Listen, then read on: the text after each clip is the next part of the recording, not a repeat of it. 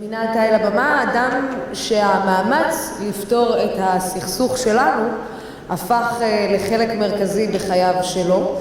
ראש ממשלת בריטניה לשעבר ועד לא מזמן נציג הקוורטט מר טוני בלייר. את השיחה ינהל עמו שביט. I think just like the peace concept, the sitting arrangements needed adjustment. בוקר טוב לכולם.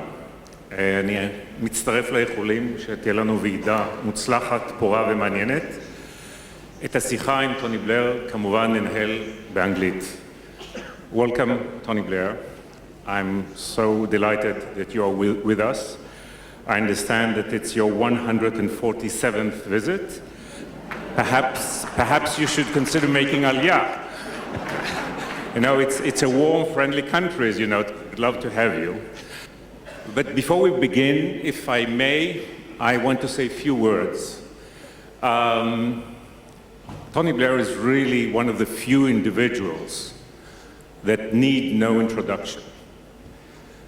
But I think that the audience sitting here that is so desperate for decent, worthy leadership, when we look at much of your political biography, it reads like a dream. At the age of 41, the Edinburgh-born, Oxford-educated MP was elected as the leader of the hopeless Labour Party. Within 2 years, he transformed it to an energetic new Labour.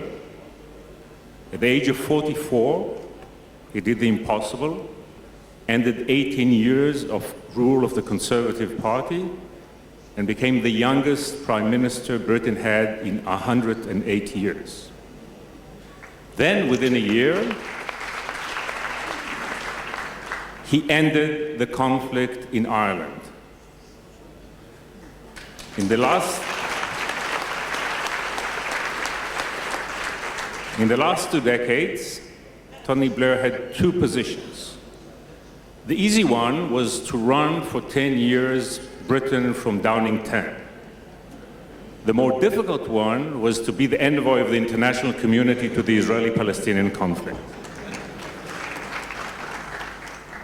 He ended his job in June, but he's very active in the politics of peace in the Middle East ever since. And we are so honored to have him with us on his first interview since leaving office. Thank you so much for being with us. Thank you. Thank you. Mr. Blair, you're a deep, real friend of Israel. As Israel's friend, would you say that occupation and settlements are an existential threat to the future of the Jewish democratic state? First of all, Shalom, Ari, thank you, and thank you for having me here at a very timely conference on peace. And this is actually I think it's actually my 148th visit. Though as my wife once rather cruelly pointed out to me, it's not actually the number of visits you make, it's the progress that counts. Which I didn't think was a very supportive statement, by the way, but true nonetheless. I am a real friend of Israel. I'm deeply committed to Israel, to the people here. This is a country I admire and love, actually. But I also believe it is profoundly in the long-term interests of Israel for there to be peace, and for that peace to be based on a secure state of Israel and a viable state of Palestine. And I have believed that all the way through my political career. I believe it today. The challenges, I think it's necessary to get there. And the truth is that occupation is not a long-term solution. And the debate over settlements requires, in the end, a resolution of borders. So, ultimately, people say about, is it really possible? All the skepticism people have. I would like to say today that whatever the challenges and whatever the difficulties, it is in Israel's interest, in the region's interest, in the global interest, for there to be peace, and however difficult it is, we must never stop striving for peace and to ensure it comes about. And I look at the world today and I see all these immense challenges, particularly in this region, and I know how much peace could do, not just for people here, but for the world as a whole. So, however difficult it is, yes, it remains absolutely important, and we have to continue striving for it. So, we will get to peace in a moment, but I do want to follow up on my previous question. The EU has decided to designate the Israeli settlement products from settlements. Do you think it's a positive act or a negative one? And would you say that it's a sign that the status quo is endangering Israel and that we are in danger of becoming the South Africa of the 21st century? Well, I hope not, and I believe not, actually. And by the way, look, I think it's very important to make one thing clear. Israel is a strong country. You only have to come here to see that Israel is a fact that is not going to disappear. So let's be very clear. Israel will always protect itself, and it will, I hope and believe, always have allies that will help it. But this situation, I look upon not just as something that the status quo is a problem for Israel, it's also a lost opportunity because of the way the region is changing. And the thing that I have come to understand is that we need a new approach to peace, an approach to peace that is based on the region and the ability to form alliances across the region and not simply focus on the Israeli-Palestinian relationship. And secondly, that we need an approach that creates different conditions of living for Palestinians so that their lives are improved and so that the hope of peace is something that seems credible to them, whereas at the moment it seems incredible. So yes, you're right, of course, Europe is going to take a strong position against settlements. That's European policy, it's international policy. But ultimately, the right way to resolve this is to say, let's come to an agreement on borders. And in my view, the only agreement on borders that will ever work is one that is based on 1967 lines plus land swaps. And it's hard for me to see how you will get any settlement of this conflict without that. So the question is, how do we get there? You know, that's the challenge. So you are saying that the eventually peace will have to be based on the 1967 lines with swaps? I don't think there's another solution to it. And you know, the question, as I say, is how do we get there? And really, I think there are three things that need to happen, and happen as a matter of urgency. We need a political process, and I believe in this regional approach, as I say, and I think the Arab Peace Initiative, which was launched now, 13 years ago, I mean, all right, it needs revising and updating for today's world, but it still offers the possibility of a framework within which you can discuss peace with the region, right? I think secondly, we need to make big changes on the ground, both Gaza and West Bank, and I'll come to those in a moment. And then thirdly, we frankly need a Palestinian politics that is unified on the basis of promoting peace. So those are the three elements that I think are critical. So if I may, I'd love to go back to that, and your article about this is published in the magazine, and it's a very profound idea that I'd like us to explore. But before that, the people sitting here are probably 80, 90, 99% peaceniks. They need no encouragement. But there are some people who are not in this, they actually vote in the Israeli election. Many of these people, and I'm not talking about the extreme right, are paralyzed by fear. Yeah. And they are paralyzed by the fact that all the previous attempts to end the conflict with a grand, comprehensive, immediate, formal peace agreement have failed. We tried it in 2000, it failed. We tried it in 2008, it failed. We tried it in 2014, it failed. Doesn't that mean that the peaceniks like many people here, have think in kind of way because there was something flawed about the old concept we had envisioned? Yeah, absolutely. So here's the thing, and let me make one of the biggest mistakes you can make in politics and lapse into total honesty. You're not going to get peace in the old way. By that I mean, if what we did tomorrow was simply put the Israeli negotiators back in the room with the Palestinian negotiators, my view is you could wait a long time for peace to emerge. So what is this new approach that I'm talking about? And let me try and explain this a little. First of all, I don't think you will find Palestinian politics strong enough to make peace unless it is clear that it is backed by the region as a whole, okay? And not just within Palestinian politics itself, which has got all sorts of internal tensions. Secondly, if people's daily life contradicts the hope of peace, they're not going to make the compromises for peace. So one of the things we learned in Northern Ireland is when we started to improve the lives of people, they had a stake in peace, right? Now, here we are, again, let's be absolutely frank, here we are in Tel Aviv, which today is one of the most vibrant, exciting cities in the world, right? And it's a first world city, and it's a pleasure to be here. Some miles down the coast, in Gaza, we have a situation where there is a very young population, no hope, electricity only a few hours a day, no proper drinking water, urgent need for housing, urgent need to develop the private sector. This is an unsustainable situation. Right? And you're not going to get those people in Gaza wanting peace whilst their daily life contradicts the hope of peace.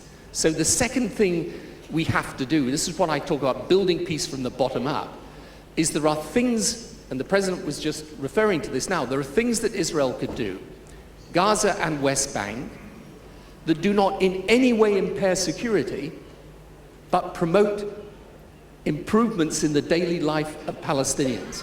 Right? So, for example,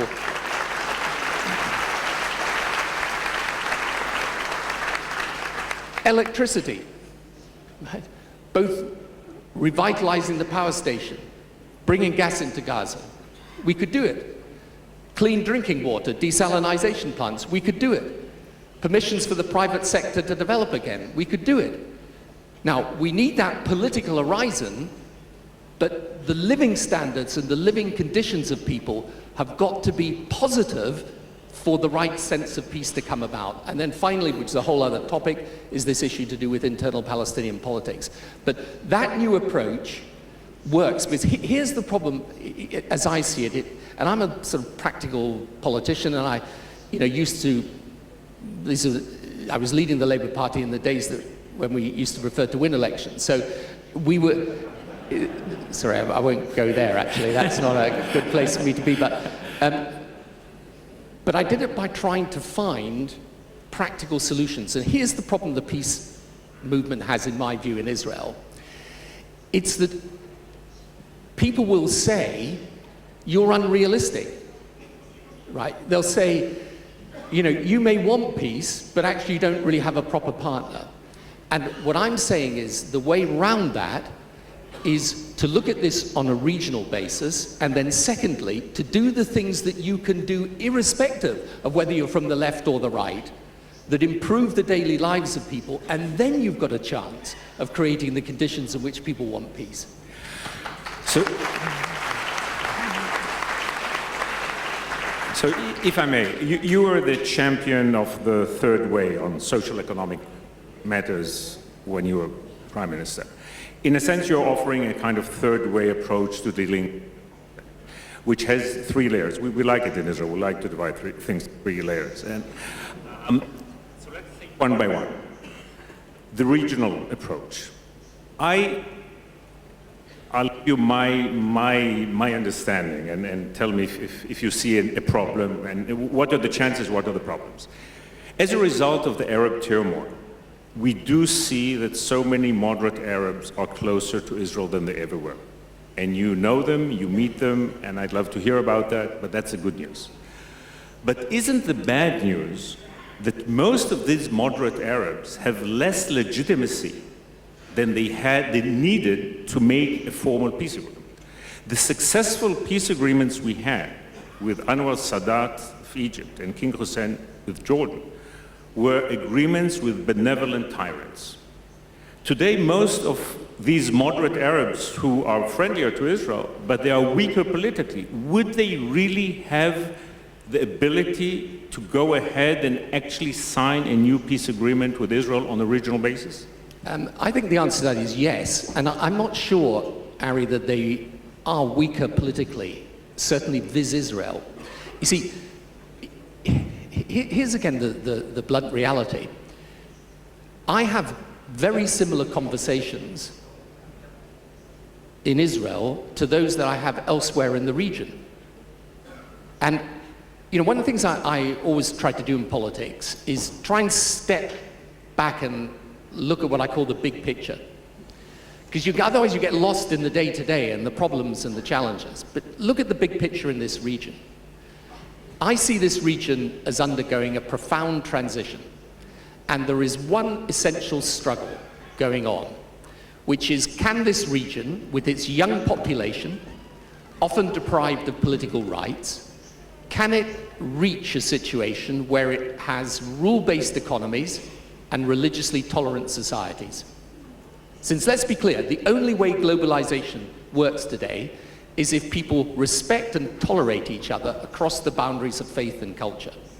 Now, if you go to the region today, what threats do they face? On the one hand, a theocracy in Iran promoting instability and chaos. On the other hand, Islamist groups from the Muslim Brotherhood through to ISIS promoting a view of society that is religiously intolerant and without rule-based economies. So, those countries today face the same existential threats as Israel. And the reason why we have this new opportunity today is precisely because of the turmoil in the region. Because if you're in those countries today, Israel's not your enemy. I mean, Israel's often the enemy of your enemy, okay? So you're in a situation where today, I don't exaggerate, or I don't rather diminish all the history, but you have the possibility of, with the vision and leadership and creativity, of creating an alliance today between those people in Israel who want religiously tolerant societies, rule-based economies, and those people in the region.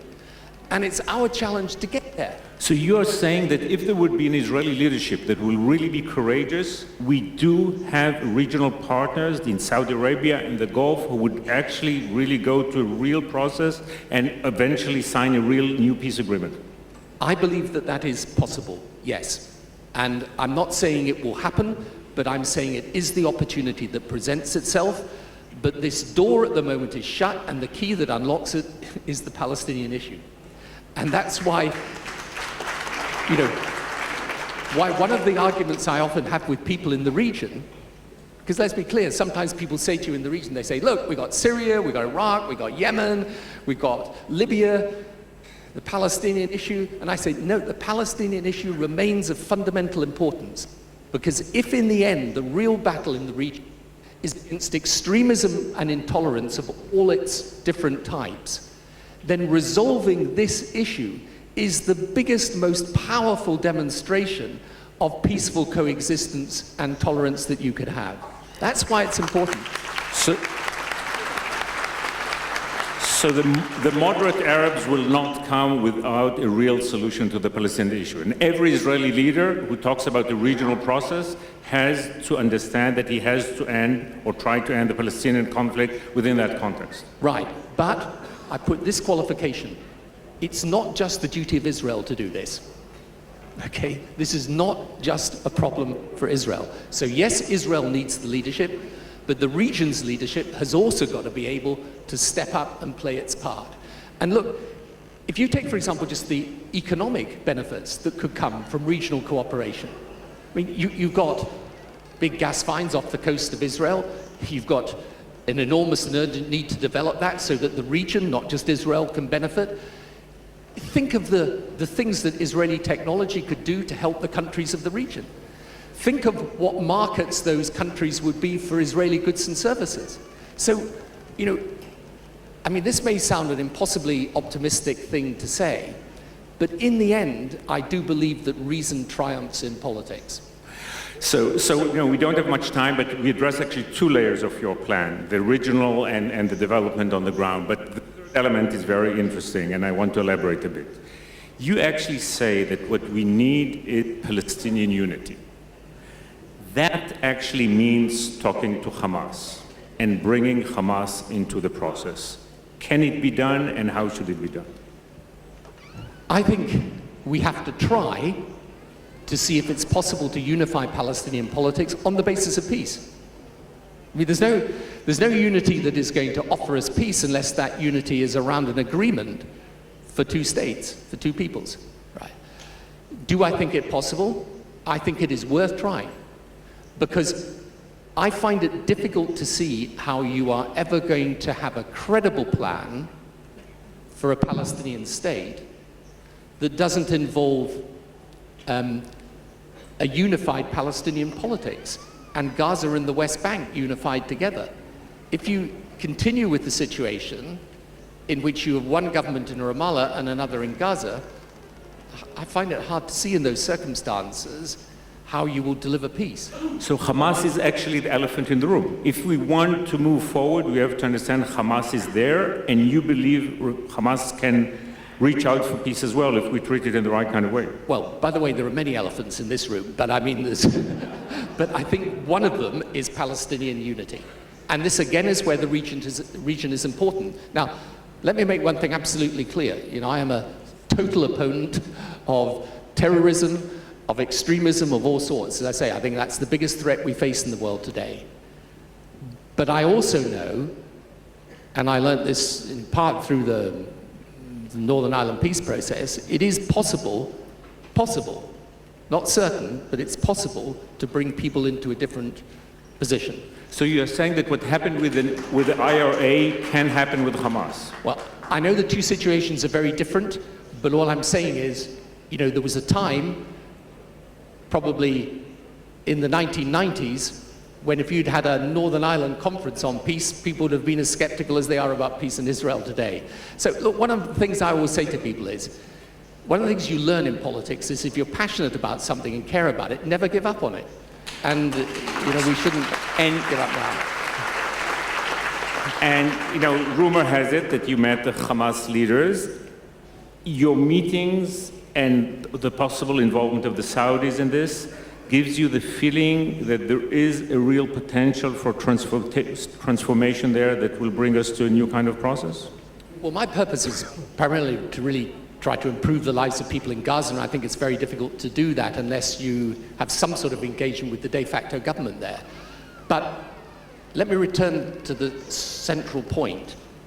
If you want peace between Israelis and Palestinians, the person in Israel who makes peace with the Palestinians, the leader, is going to have to know that the Palestinian people as a whole are behind that process, because otherwise it'll be very hard for him or her to persuade the Israeli people that peace is going to be implemented. Because, you know, signing an agreement is the first step. You've then got to implement it. And I think it's difficult to do that unless Palestinian politics is unified. And there's one other thing I think is really important. In the region today, attitudes to terrorism are changing. Is that our time's up? Is that you have the extra? By the way, I meant to say, before I say anything hopeful, we're willing to hear. Before I say anything by way of conclusion, I do want to say that your book, My Promised Land, is, in my view, the best thing I have read on this conflict and how it comes about. So I should have said that at the beginning of the interview, by the way, but anyway. But thank you. But so let me end with this. You know, the last time we met was the eve of the Israeli elections. And the last Israeli elections were in many ways, a referendum on hope and fear. Hope was shallow, fear was deep, and fear won the elections. You really can tell the Israelis sitting here that we can bring hope back, that we can actually renew, restart, and revitalize a new kind of effective peace process? Yes, I am. I am saying that. And I say it because the whole history of human progress is about people thinking progress cannot happen, and some people having the imagination, the determination, the vision, and the creativity to make it happen. So there is no, there is no problem in politics that cannot be solved if people have the real will to solve it. I don't believe the peace camp in Israel is shut, or that the cause of peace is dead. I think there is still a huge residual support amongst Israeli people for peace, but I think it needs a new approach to get there, and that approach has got to be strategic and realistic and based on what happens in the ground, not just what happens in the negotiating room. I think if we adopt that new approach, then you can get what the president, in what I thought was a very intelligent speech, was saying. There is a common ground between those who are desperate for peace and those who would like peace but feel it's not possible. There is actually a common ground between those two groups. And if that common ground comes about between, if you like, the utopian and the skeptic, if that common ground comes about, you can get peace here. And all I know is, for me, the reason why I keep devoting a large part of my life to this is that I do think peace would not just be good for you here and for the Palestinians. I think it would be such a sign of hope and optimism for the 21st century. Mr. Balier, thank you so much for being with us, and thank you so much for your optimism.